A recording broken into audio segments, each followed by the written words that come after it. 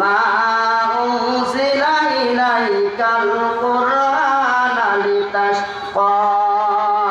আমি আল্লাহ রাব্বুল আলামিন ওই সমস্ত বান্দা বান্দীদেরকে শুধুমাত্র অপমানিত, লাঞ্ছিত, বঞ্চিত করার জন্য কোরআন তৈরি করি নাই। কোরআন মেনে নেওয়ার কারণে ওই সমস্ত বান্দা বান্দীদেরকে জিরো থেকে হিরো বানায়া দেয়। আপনারা কি কোরআনকে মেনে নিতে চান কিনা?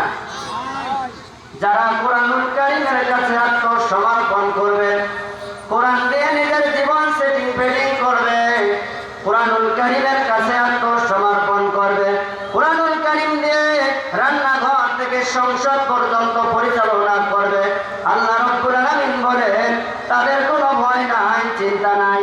তাদেরকে আমি আল্লাহ রাব্বুল আলামিন জিরো থেকে হিরো বানায়া দেয়। যেমন দিয়েছিলেন হযরতে উমর